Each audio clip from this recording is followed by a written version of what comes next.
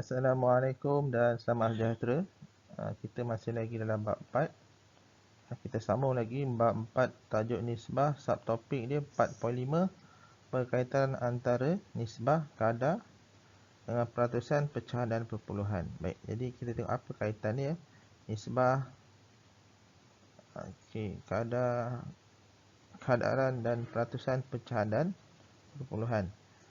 Baik, so apa yang standard pembelajaran yang kita akan dapat? Kita akan belajar ialah menentukan peratusan suatu kuantiti dengan mengaplikasikan konsep kadaran. So awak kena kaitkan nisbah dengan peratusan melalui konsep kadaran. Okey, so next, bagaimana anda menentukan peratusan suatu kuantiti dengan konsep kadaran? Okey, so kita ulang balik. Kadaran ialah satu hubungan yang menyatakan kadaran ni ialah satu hubungan yang menyatakan kesamaan antara dua nisbah. Okey, nisbah ni awak dah belajar dah. Nisbah ni yang ada titik 2 tadi, 2 nisbah 3. Boleh juga ditulis 2/3. Okey, next. Okey, tengok contoh 18. Tentukan peratusan setiap kuantiti yang berikut dengan mengaplikasikan konsep kadaran. Konsep kadaran ni apa? Hubungan tadi ada hubungan antara dua nisbah. Baik, jadi kita tengok sini. Bila dia kata tentukan peratusan, awak kena fahamlah peratusan tu maksud dia apa. Peratusan tu bermaksud satu pecahan yang penyebut dia 100. Contoh, awak ada 20%. 20%. Penulisan dia pecahan, peratusan maksudnya pecahan yang penyebutnya 100. Okey, contoh awak ada bawah dia penyebut dia mesti 100 kalau peratusan. Contohnya 80%. Maksudnya apa? 80%.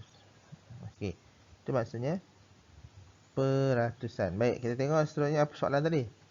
Sebuah kotak mempunyai 8 utas rebin. Maksudnya satu kotak maksimum, maksudnya 8, ada berapa? 8 utas rebin. Maksimum dia 8. Dua daripadanya berwarna biru. Apakah peratusan rebin biru dalam kotak itu? Maksudnya dia nak peratusan yang berwarna biru. So awak buat konsep kadaran, awak buat hubungan. Okey, hubungan dia apa? Peratusan berwarna biru, ini yang kita nak cari. So kita gantikan dia dengan X, wakilkan dia sebagai X. Kalau penuh kotak tu, benda penuh, benda komplit, mestilah 100%. So X per 100. Apa hubungan dia? Ni sama dengan ni, maksudnya hubungan lah. Hubungan dia ialah X tadi peratus. So dia punya peratus berapa tadi? 2. Dalam kotak tu yang warna biru 2. Kotak tu rebin penuh berapa? 8. So inilah hubungan dia. So awak mesti kena cari X. So X sama dengan 2/8. Okay, 100 ni bahagi, bawa ke sebelah kanan, jadi darab. Okey, so berapa tu? 2/8 darab 100. Guna kalkulator senang. So X 25. So maksudnya apa? Berapa peratus warna biru? Warna biru, rebin warna biru berapa peratus? 25%. Okay, next.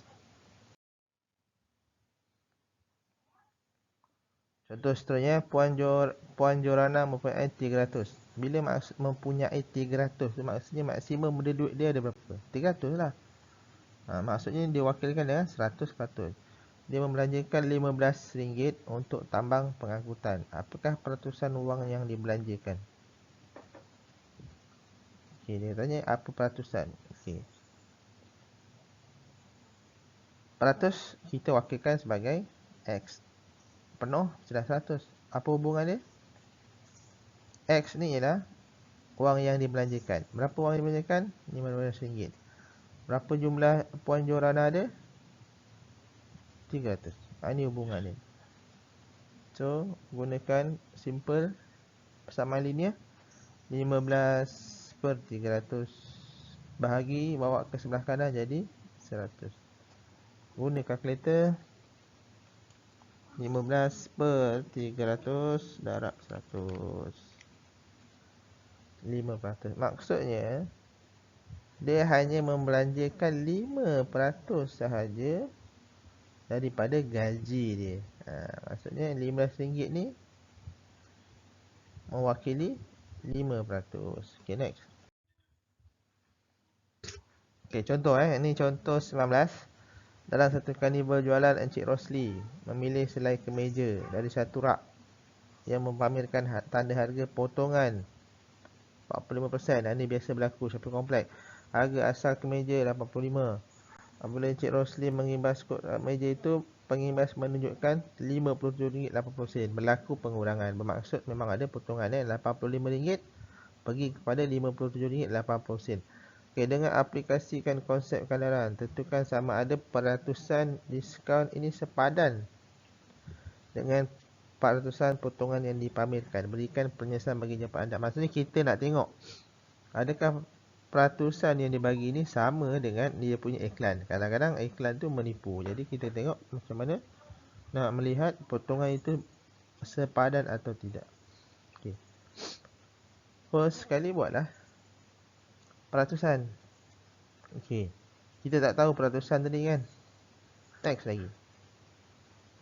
Kita tak tahu berapa potongan sebenar dia bagi per 100. Okey, harga asal tu bermaksud bila harga asal ni ialah kita wakilkan sebagai 100%, so 85. Okey, bila dah potong RM57.80. Okey, RM57.80. Ya, ini ialah harga asal dia. Okey, tak apa. Kita mula balik. Sekejap. Saya mula balik. Okey. So tadi dia kata, okey, harga asal okey. Macam kita fahamlah 100%. Sama dengan apa harga asal dia tadi? 85%. Okey. So kita dia dapat diskaun dan menjadi selepas diskaun RM57.80. So berapa persen ni? Berapa persen RM57 ni daripada 85? Okey, kita tak tahu. So kita assume X ialah peratus yang telah dipotong, yang telah didiskaun. So darab 57.80 per 85 darab 100. Okey, berapa X? Okey. Kalau 57 per 80 per 85 darab 100. Okey. X ni ialah 68%. Okay. Tapi kena ingat potongan, bila ada potongan sebenarnya dah berapa berlaku potongan tadi. Jadi 100 tolak 68. Berapa 100 tolak 68?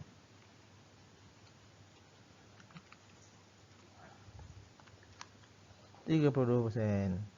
Bermaksud sebenarnya sudah berlaku pemotongan sebanyak 32%. Tapi kedai cakap potongan sebanyak 45%. Bermaksud harga yang ini RM57 ni hanya berlaku pemotongan sebanyak 32% saja. Kedai kata 45%. So maksudnya tak sepadan, tidak sepadan. Okey. So itu contoh Okey, baik, seterusnya. Okey, latih diri lah. So cikgu buat satu latih diri ni. Okey, contoh awak buat yang lain lah So nombor 1A, contoh dia apa? Tentukan peratusan kuantiti berikut dengan mengaplikasikan konsep kadaran. Okey, 14 daripada 56. Okey, kalau awak nak buat konsep kadaran 14 nisbah 56. Okey, ialah murid mengerja rumah mereka dalam masa 1 jam. Apakah peratusan murid yang menyiapkan kerja rumah dalam masa 1 jam? Okey, senang je. Awak buatlah nisbah. Peratusan tu awak wakilkan sebagai X lah. Peratus yang awak nak cari tu awak X. Penuh, komplit 100. So sama dengan ni maksudnya kadaran tadi lah. Konsep kadaran sama dengan X yang siap dalam masa 1 jam 14 orang. Jumlah semua budak ialah 56. So X sama dengan 14/56 darab 100. Okay, so dengan kalkulator 14/56 darab 100, 25. So apa 25% ni? Ialah 25% siap dalam 1 jam. Itu maksud dia. Okey. Okey, untuk itu saja setakat ni. Kita akan sambung di lain waktu. Sekian, terima kasih.